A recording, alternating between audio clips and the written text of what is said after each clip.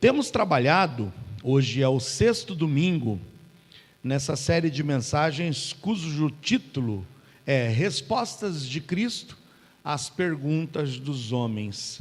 Temos percorrido os evangelhos e encontrado alguns questionamentos que alguns discípulos fizeram a Jesus e a forma como Jesus trouxe resposta a esses questionamentos. E hoje, sexto domingo, veremos qual a resposta de Jesus a mais uma pergunta feita pelos discípulos.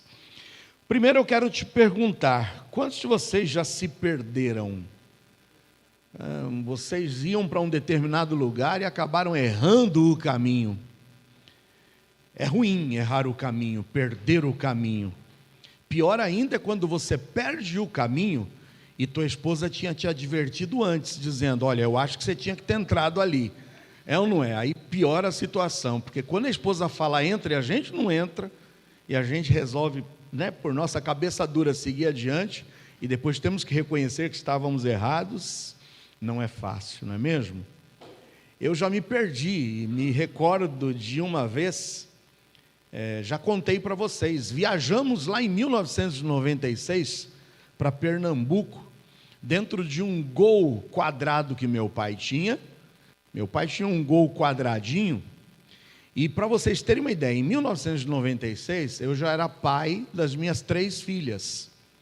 A Tainá, que é essa daqui que acabou de sair, ela tinha, quando nós viajamos, 10 meses de idade, lá em 96. Já estou entregando a idade dela para vocês, para quem sabe fazer contas, né? Aí, ela tinha 10 meses de idade. Viajamos, Cida, eu, Tainá, Thalita, Thaís, meu pai e irmã Edna, no Gol quadradinho.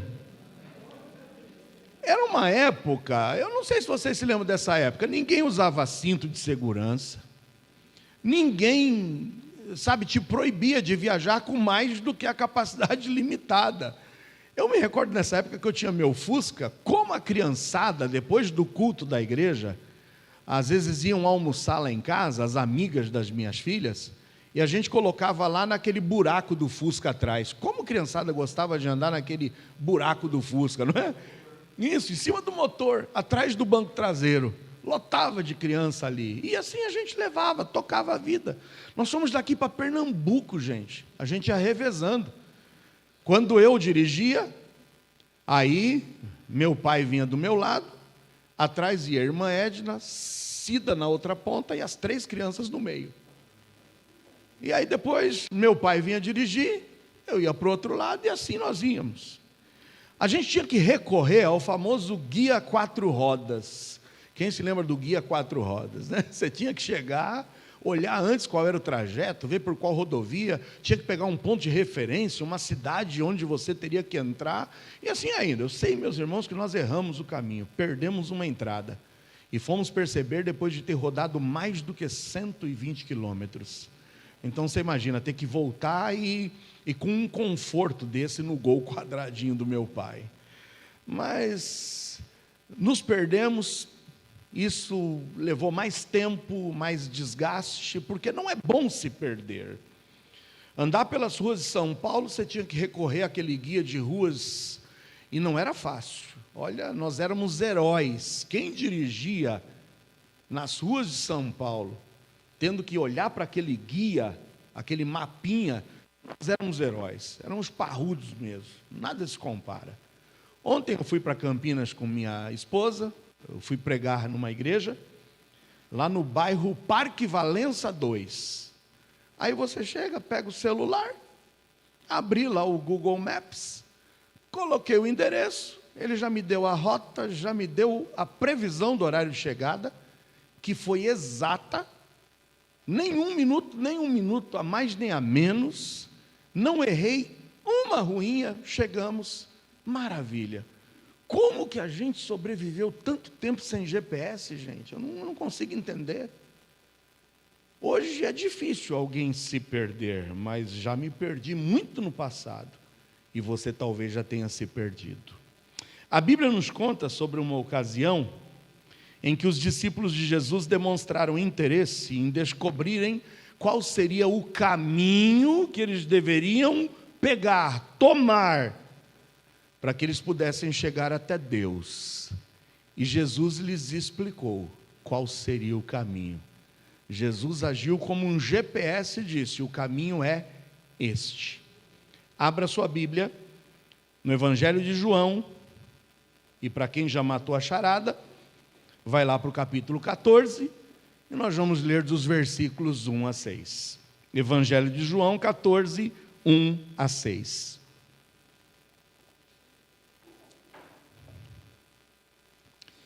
Diz assim a palavra do Senhor: não se turbe o vosso coração, credes em Deus, crede também em mim. Na casa de meu pai há muitas moradas. Se não fosse assim, eu vou-lo teria dito: vou preparar-vos lugar. E quando eu for e vos preparar lugar, virei outra vez e vos levarei para mim mesmo, para que onde eu estiver estejais vós também. Mesmo vós sabeis para onde vou e conheceis o caminho. Disse-lhe Tomé: Senhor, nós não sabemos para onde vais, e como podemos saber o caminho? Disse-lhe Jesus: eu sou o caminho e a verdade e a vida. Ninguém vem ao Pai senão por mim. Amém. Que Deus abençoe a leitura da sua palavra. Qual é a pergunta dos discípulos hoje nesse texto? A pergunta dos discípulos é exatamente essa: como podemos saber o caminho? Essa pergunta está no versículo de número 5. Como podemos saber o caminho? Jesus, nesse texto, ele já estava preparando o coração dos seus discípulos.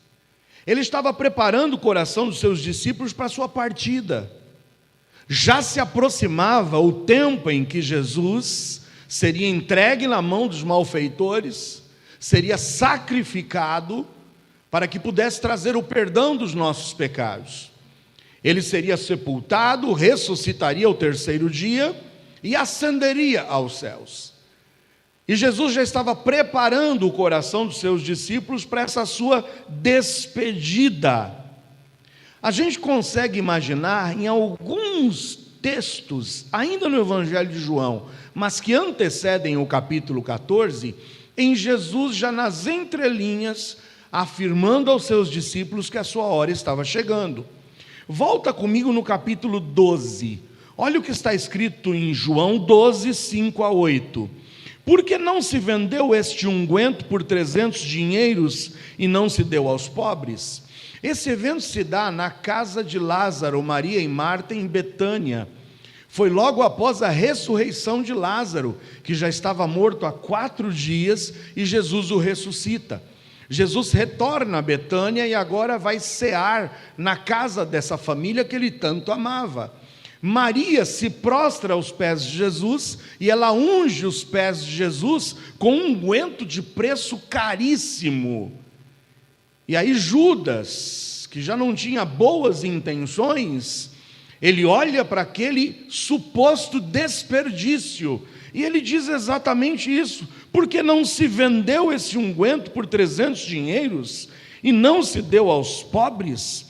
Ora, ele disse isso não pelo cuidado que tivesse dos pobres, mas porque era ladrão e tinha bolsa e tirava o que ali se lançava. Disse, pois, Jesus: deixai-a, para o dia da minha sepultura guardou isso. Aí veja o que Jesus diz após esse evento: os pobres sempre os tendes convosco, mas a mim nem sempre me tendes. Ele já nas entrelinhas diz: olha, o que vocês querem fazer pelos pobres, vocês terão muito tempo para fazer por eles, porque pobres sempre existirão. No entanto, a minha presença com vocês é passageira, e logo, logo vocês não me terão mais. Se você avança um pouquinho na leitura e vai para os versículos 23 a 27, do mesmo capítulo 12, nós vamos ver Jesus também falando sobre a sua partida, após esse evento em que ele adentra a cidade de Jerusalém, montado sobre jumento, é aclamado pelas ruas, com folhas de palmeiras, hosana o que vem, em nome de Deus. E ele então fala aos discípulos, a partir do versículo 23 do capítulo 12. Jesus lhes respondeu dizendo: é chegada a hora em que o Filho do Homem há de ser glorificado. Está chegando a minha hora. 24. Na verdade vos digo que se o grão de trigo caindo na terra não morrer, fica ele só, mas se morrer dá muito fruto. A semente, quando cai na terra, precisa morrer, para que quando a semente morre, o fruto possa brotar e nascer. Quem ama a sua vida, perdê-la-á. Quem nesse mundo odeia a sua vida, guarda-la para a vida eterna. Se alguém me serve, siga-me, e onde eu estiver, ali estará também o meu servo. E se alguém me servir, meu Pai o honrará. E no 27 Jesus afirma: a minha alma está perturbada. E que direi eu? Pai, salva-me dessa hora. Mas para isso vim. Eu vim para esta hora. A hora em que Jesus teria que morrer para que o fruto pudesse nascer, para que a salvação pudesse ser uma realidade. Jesus estava preparando nas entrelinhas o coração dos seus discípulos. E eis então que Jesus, no capítulo 13, começa a celebrar a última ceia com os seus discípulos. Se você pegar o relato dos capítulos 13, 14, 15, 16 e 17, esse evento se dá nessa última ceia. João é o que dá mais detalhes sobre essa última reunião de Jesus com os seus discípulos. Até que no capítulo 17 de João, Jesus faz a sua oração sacerdotal, pedindo e rogando por seus discípulos, a quem ele em poucos instantes estaria se separando deles, e enfim, a partir do capítulo 18 de João, ele acaba sendo entregue na mão dos malfeitores. Veja o que diz no capítulo 13 de João, nos versículos 1 e 33. Ora, antes da festa da Páscoa, sabendo Jesus que já era chegada a sua hora de passar desse mundo para o Pai, está claro aqui, Jesus sabe, está chegando a minha hora, a hora de passar desse mundo e voltar para o meu Pai. Como havia amado os seus que estavam no mundo, amou-os até o fim. Amou-os de tal forma que reuniu-se com eles nessa última ceia, para instruí-los, para passar os últimos momentos com eles, como se fosse a despedida. No versículo 33 do capítulo 13 está escrito: filhinhos, ainda por um pouco estou convosco. Vós me buscareis, mas como tenho dito aos judeus, para onde eu vou agora, não podeis vós ir. E eu estou dizendo isso agora também para vocês. Está chegando a minha hora, a hora da despedida, e para onde eu vou agora, vocês ainda não podem me acompanhar. É aí que os discípulos, perturbados por todas essas entrelinhas de despedida, de momentos que estavam por se aproximarem, que eles sabiam que não teriam mais a presença de Jesus, é que eles começam a se sentir angustiados, preocupados.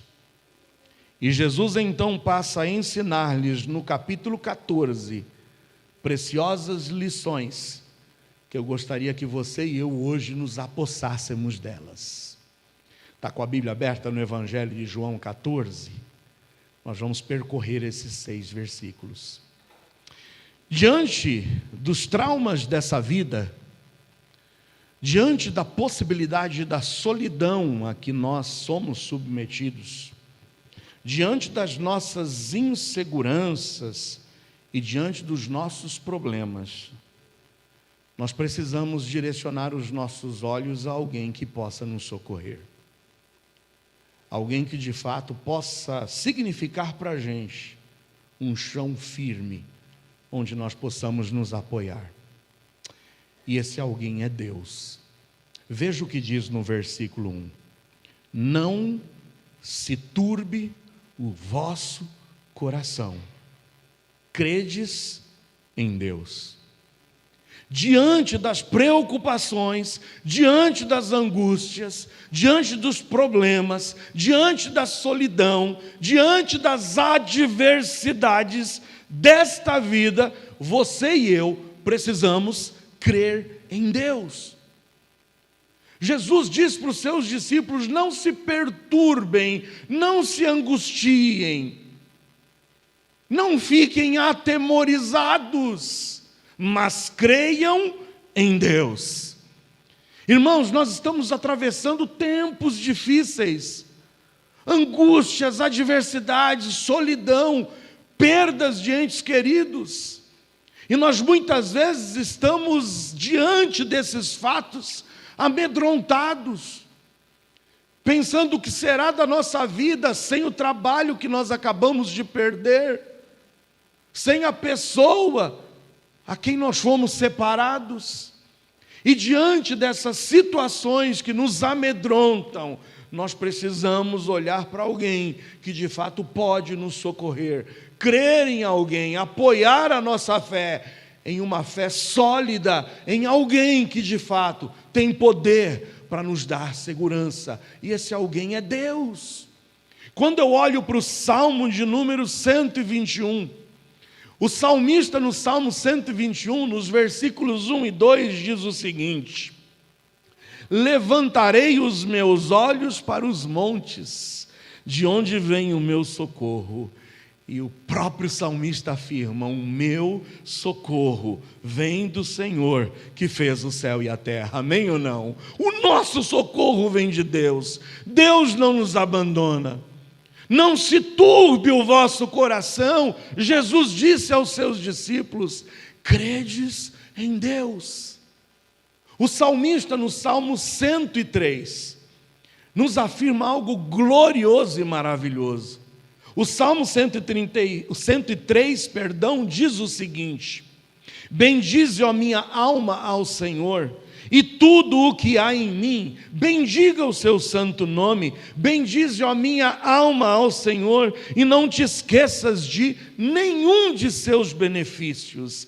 Ele é o que perdoa todas as tuas iniquidades. Ele é quem sara todas as tuas enfermidades, que redime a tua vida da perdição, que te coroa de benignidade e de misericórdia, que farta a tua boca de bens, de sorte que a tua mocidade se renova como a da águia. O Senhor faz justiça e juízo a todos os oprimidos. Fez conhecidos os seus caminhos a Moisés, e os seus feitos aos filhos de Israel. Misericordioso e piedoso é o Senhor, longânimo e grande em benignidade. Esse é o nosso Deus, o Deus em quem nós devemos depositar a nossa confiança. Não se turbe o vosso coração. O que é que tem te perturbado? O que é que tem te angustiado nesses tempos? O que é que tem tirado de você a tua paz? Jesus está dizendo para ti e para mim hoje, como disse aos seus discípulos: não se turbe o vosso coração, credes em Deus. E eu diria para vocês, só um tolo duvida da existência de Deus. O próprio salmista nos diz isso em Salmos 14, 1. Disse o nécio em seu coração, disse o tolo em seu coração: não há Deus. Somente um tolo, somente um nécio duvida da existência de Deus, porque a Bíblia nos diz que o firmamento anuncia as obras de suas mãos. Meus amados, precisamos depositar a nossa fé e a nossa confiança em Deus, em quem pode nos socorrer.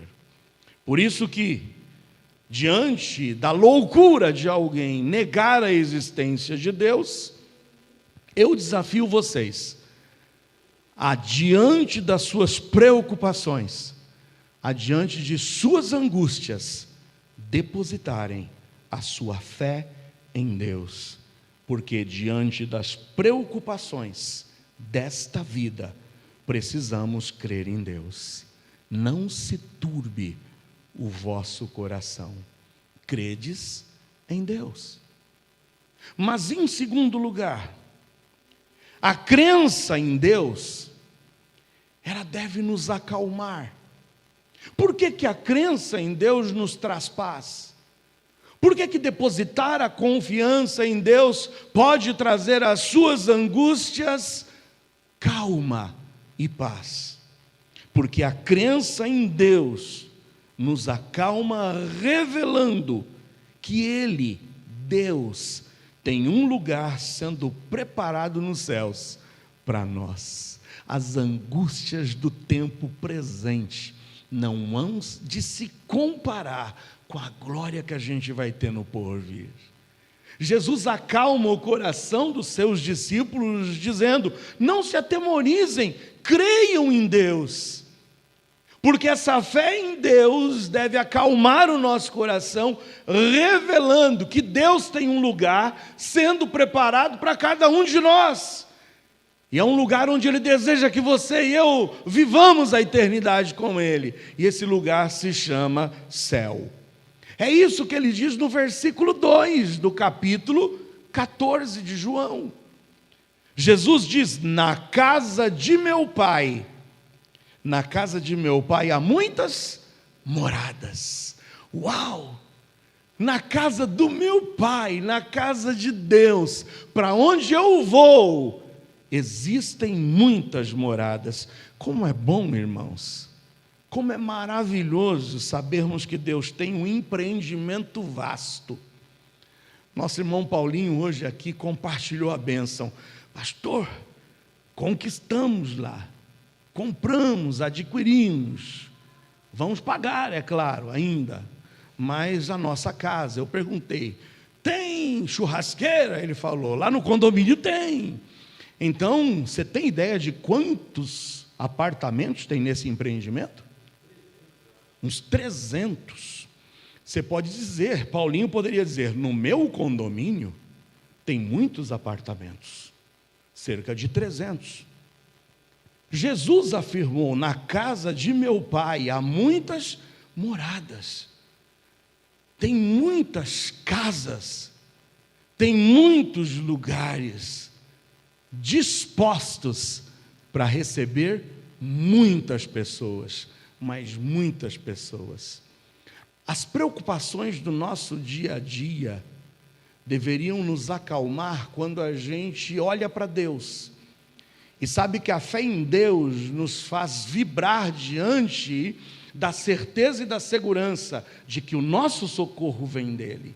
Diante da certeza e segurança na sua palavra, como lemos, de que Ele é misericordioso, é piedoso, de que Ele não nos abandona e quer estar conosco por toda a eternidade, porque lá onde Ele está preparando muitas moradas para a gente. Muitas, demais. A Bíblia fala que a multidão daqueles que vão habitar no céu é incontável. É incontável. Jesus deixa claro que Deus nos ama a ponto de criar o céu para acolher muitas pessoas, pois é um local amplo, abrangente. Eu queria dizer, não são poucos lugares. Tem uma denominação, tem uma seita por aí que sai anunciando que o céu já está lotado, porque lá só caberiam 144 mil pessoas. E esses já foram escolhidos. Uma vez eu conversando com um desses religiosos, eu disse: eu quero ir para o céu. E ele disse para mim: não tem mais jeito. porque o céu já está lotado, 144 mil só que caberiam lá. Mas a gente tem uma outra proposta, um outro empreendimento, que é você poder viver aqui nessa terra, num paraíso terrestre. Eu falei, eu não quero esse empreendimento, eu quero outro, eu quero morar no céu. Não, no céu não dá mais, porque o local lá é limitado. Não é isso que Jesus diz. Jesus diz, na casa do meu Pai há muitas moradas.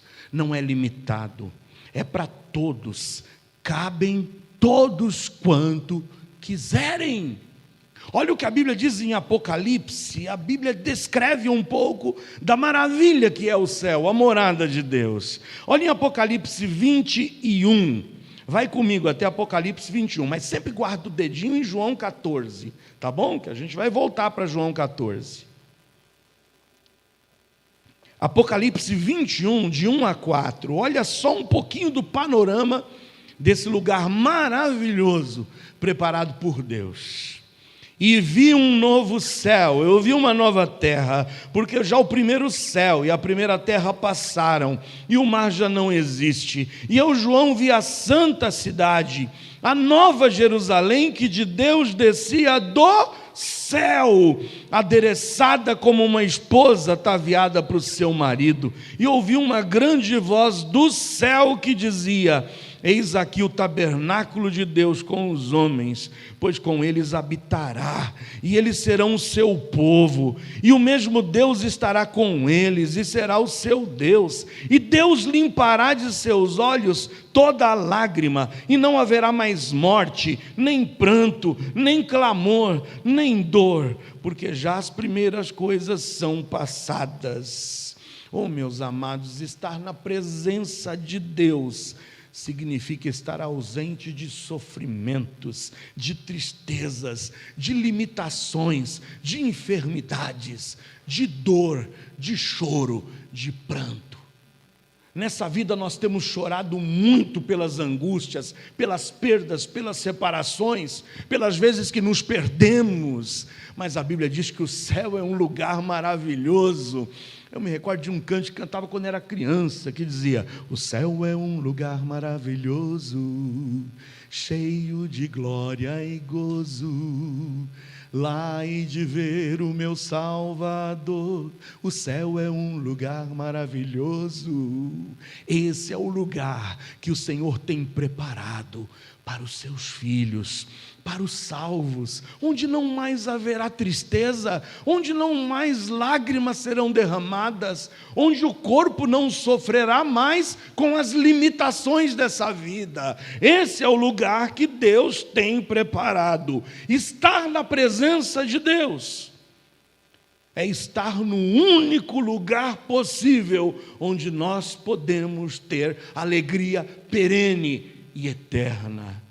Por isso que a crença em Deus nos acalma, porque a crença, a fé em Deus revela que Ele, Deus, tem um lugar sendo preparado nos céus para nós. Quantos desejam ir para lá? Diga amém. Oh, lugar maravilhoso. Não se turbe o vosso coração. Primeiro creia em Deus. É só a fé em Deus que tem o poder de acalmar a nossa alma. E a fé em Deus tem o poder de acalmar a nossa alma, porque a fé em Deus revela que Ele tem um lugar preparado para os seus filhos. Um lugar de alegria, um lugar de gozo perene, um lugar onde não mais haverá dor, limitação, tristeza, nem angústia, e nem tampouco choro. Eu quero ir para lá, eu desejo, eu almejo ir para lá. Por isso que Jesus continua ensinando os seus discípulos, de que a crença em Deus, ela é revelada através da calma e da paz que Ele traz aos nossos corações, quando depositamos a fé nele, o único Deus verdadeiro. Essa fé nele acalma os nossos corações, quando vemos revelado na sua palavra, que Ele tem um lugar maravilhoso, preparado para ti e para mim, e para todos aqueles que são seus filhos. Mas em terceiro lugar, a crença em Deus e no céu, tem que nos conduzir à crença em Jesus Cristo. A fé em Deus e a fé nesse lugar maravilhoso preparado por Deus, obrigatoriamente, tem que nos levar a encontrarmos nessa fé Jesus. Jesus. Vamos ler os versículos 1 e 2 novamente agora, conjuntamente, de João 14. Não se turbe o vosso coração, credes em Deus, mas não termina aí. Crede também em mim. Por que eu tenho que crer em Jesus? Porque na casa de meu Pai, na casa de Deus, tem muitas moradas. E se não fosse assim, eu vou-lo teria dito. Mas agora Jesus completa dizendo: eu vou preparar-vos esse lugar. O Paulinho disse: Paulinho, quando é que vai? Ele falou: vai demorar um pouco. Por quê? O lugar está sendo preparado. O empreendimento está lá, mas está sendo preparado. O banheiro dos homens está sendo preparado. Isso, está ali. Você já sabe onde vai ser o banheiro dos homens e ele está sendo preparado. Vai ser embelezado. Não tanto quanto das mulheres, mas está sendo preparado. Imagina que Jesus disse: na casa do meu Pai tem muitas moradas, mas eu estou indo para lá, para preparar, para adornar, para embelezar, para deixar ele pronto para vocês. Por isso que a fé em Deus e a fé no céu tem que nos conduzir a uma fé em Jesus. Não há como desvincular a crença em Deus da crença em Jesus. Não há como nós eliminarmos o Emanuel, o Deus conosco.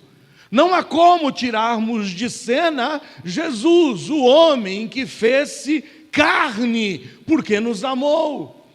Aquele que lá no céu estava, mas que deixou o céu para fazer-se semelhante a nós, para que pudesse possibilitar a que você e eu pudéssemos acompanhá-lo de volta nessa caminhada, nessa trajetória para o céu.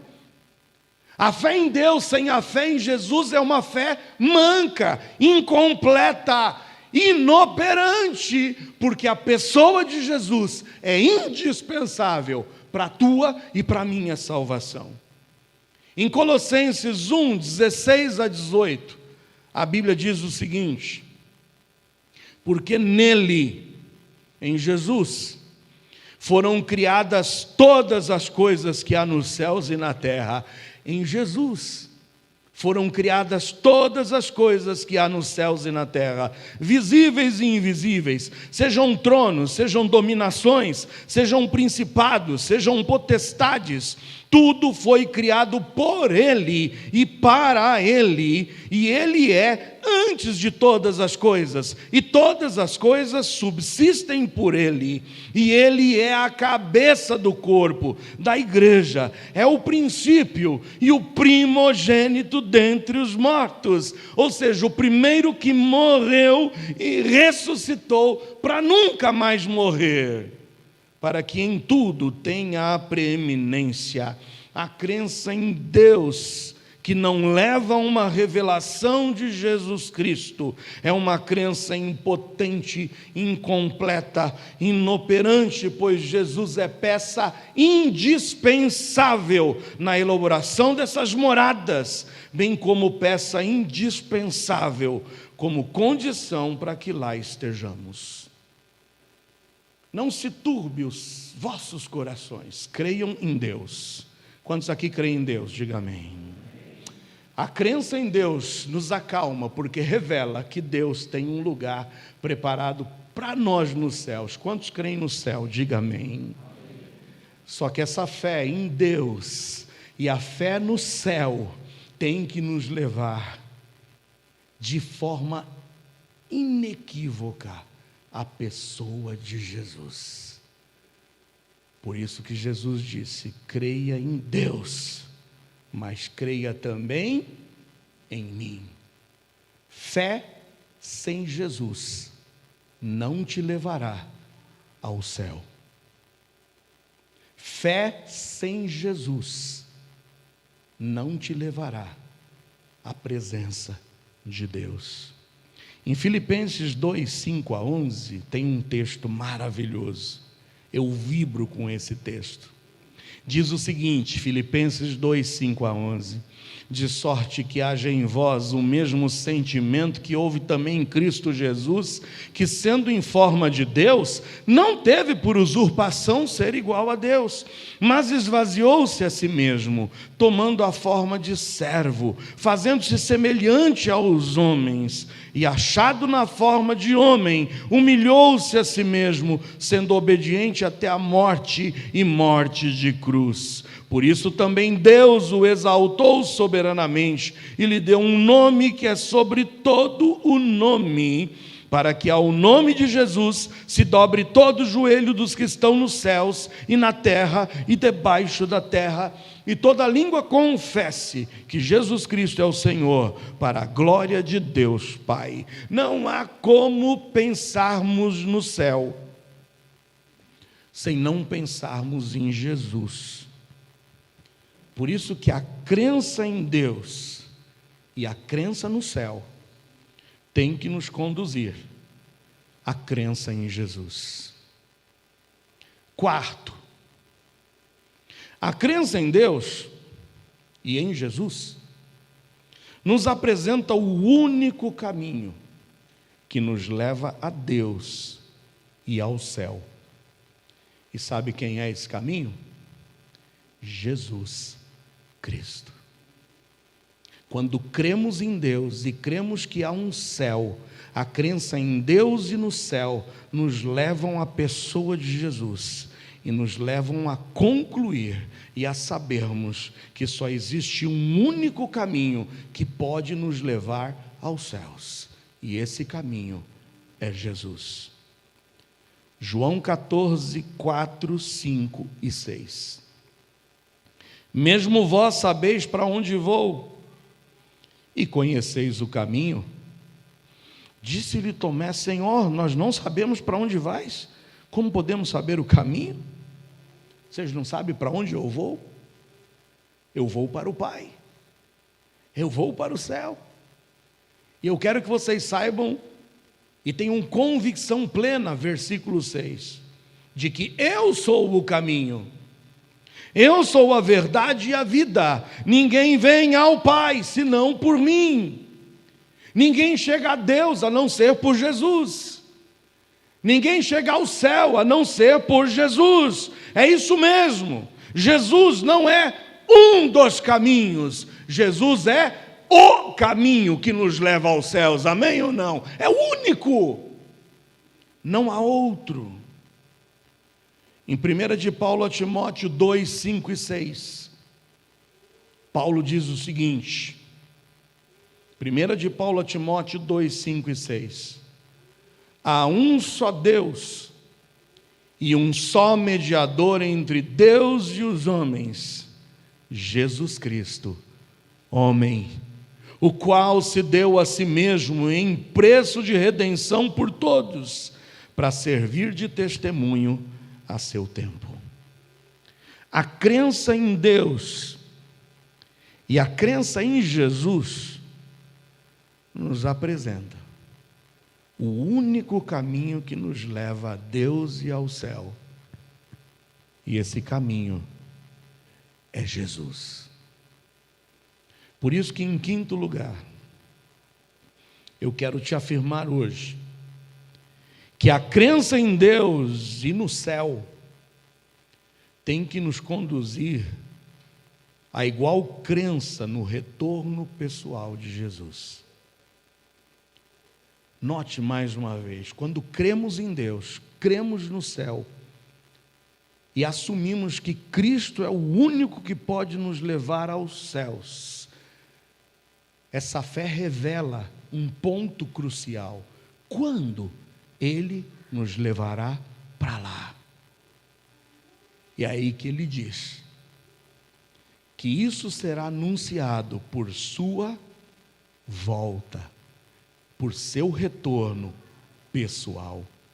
Versículo 3 de João 14: quando eu for e vos preparar lugar, virei outra vez e vos levarei para mim mesmo, para que onde eu estiver, estejais vós também. Da mesma forma que estamos seguros, convictos de que Cristo nasceu, de que Cristo cresceu, de que Cristo morreu e foi sepultado, mas que ao terceiro dia ressuscitou, de igual modo, a nossa fé inabalável em Jesus e em sua palavra apresentam para nós a segurança e a certeza de sua volta. 1 de Paulo aos Tessalonicenses 4, 13 a 18. 1 Tessalonicenses 4, 13 a 18. Não quero, porém, irmãos, que sejais ignorantes acerca dos que já dormem, ou seja, dos que já morreram, para que não vos entristeçais como os demais que não têm esperança.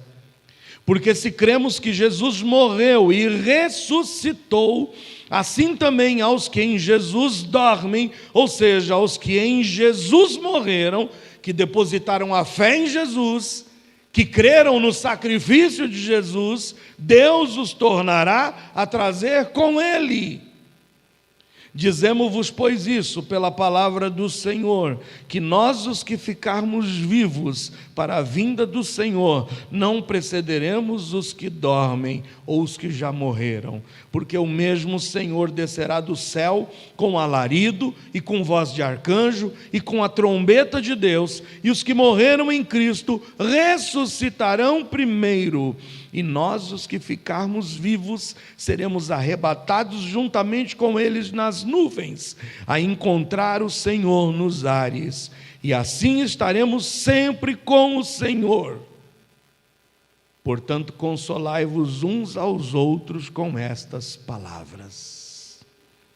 A crença em Deus, a crença no céu e a crença em Jesus tem que nos conduzir à crença do retorno pessoal e visível de Jesus para nos buscar. Quantos creem na volta de Cristo? Diga amém. Da mesma forma que Ele nasceu, cresceu, viveu, morreu, foi sepultado e ressuscitou e voltou para os céus, também é certa a sua volta. Não se turbe o vosso coração. Diante dos problemas dessa vida e dos temores a que nós somos submetidos, diante dessas preocupações, você e eu precisamos crer em Deus. Crer naquele que é o nosso refúgio e fortaleza e o nosso socorro bem presente na angústia. A crença em Deus nos acalma, pois revela que Ele, Deus, tem um lugar sendo preparado nos céus para nós. E essa crença em Deus e no céu tem que obrigatoriamente nos conduzir a uma fé genuína em Cristo. E quando a gente deposita a nossa fé em Cristo, essa crença em Deus e em Jesus nos apresenta o único caminho que pode nos levar aos céus. E esse alguém é Jesus. E quando é que isso se consumará? A crença em Deus e no céu tem que nos conduzir à certeza e à convicção do retorno pessoal de Jesus. Volto a te perguntar, você já se perdeu? Já passou pelo desespero de não saber onde estava e como retomar o caminho e como chegar ao lugar certo? A primeira coisa que você precisa saber é aonde você quer chegar. para que você possa estabelecer qual é o caminho. Por isso que se você hoje, nessa noite, deseja chegar ao céu, deseja chegar à presença de Deus, só existe um caminho. A pergunta dos discípulos a Jesus foi: como podemos saber o caminho? Como podemos saber o caminho? Em Provérbios 14:12, o sábio diz: há caminho que ao homem parece ser direito, mas o seu fim são caminhos de morte. Só há um caminho, e o caminho é Jesus. Não é Pedro, não é Paulo, não é nenhum santo, não é Maria, porque o caminho é Jesus. Único e tão somente Jesus. Quantos já se entregaram a esse Jesus? Sabe o que te aguarda? A bem-aventurança do céu. Não se turbe o vosso coração. Cristo é a única esperança para a tua e para a minha vida.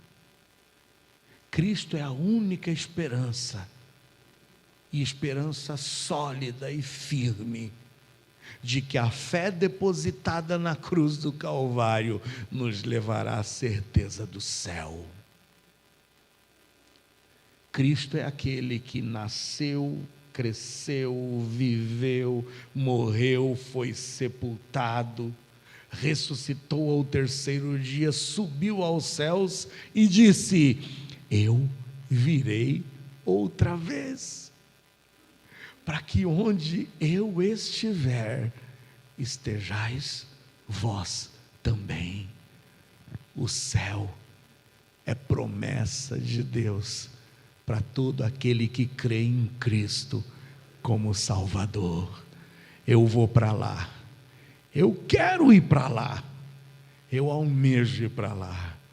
E se você quer ir para lá, deposite a tua fé em Jesus, porque fé em Deus sem Jesus é inoperante, não te levará à presença de Deus, pois só há um caminho, e o caminho é Jesus. Fecha teus olhos. Será que hoje existe aqui em nosso meio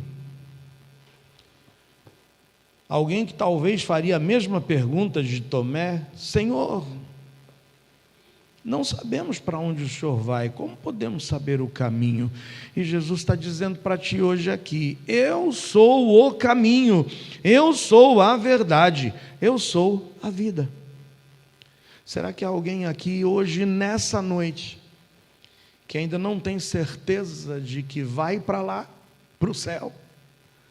Ainda não tem certeza que estará na presença de Deus, porque tem buscado caminhos alternativos. E lembre-se que quando eu viajei lá para Pernambuco, nós perdemos 120 quilômetros e tivemos que retornar. Mas graças a Deus que nessa vida ainda dá tempo da gente retomar o caminho. Graças a Deus que enquanto há vida, há esperança. Só que depois da morte não há mais o que fazer, porque aos homens está ordenado morrer uma vez, e depois disso vem o juízo. Cuidado. Há caminho que ao homem parece ser direito, mas o seu fim te levará à morte e à separação eterna de Deus. Que tal entregar a tua vida hoje a Jesus? Que tal hoje abrir o teu coração a Jesus? Você talvez que nos acompanha pela internet, você que está aqui hoje presencialmente, não brinca com a tua vida. Jesus hoje está te dizendo: eu sou o caminho. Você quer ir para lá? Ele é a única esperança para a tua vida. Pastor, ora por mim. Eu quero hoje entregar a minha vida a Jesus. Eu quero hoje crer que Jesus é o único caminho que pode me levar para o céu. E hoje eu quero entregar minha vida nesse caminho.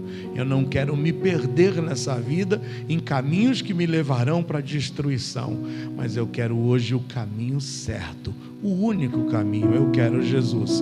Pastor, ora por mim. Tem alguém nessa noite que gostaria de dizer: pastor, eu quero hoje entregar a minha vida a Jesus? Levanta a tua mão, eu quero orar por você. Não deixa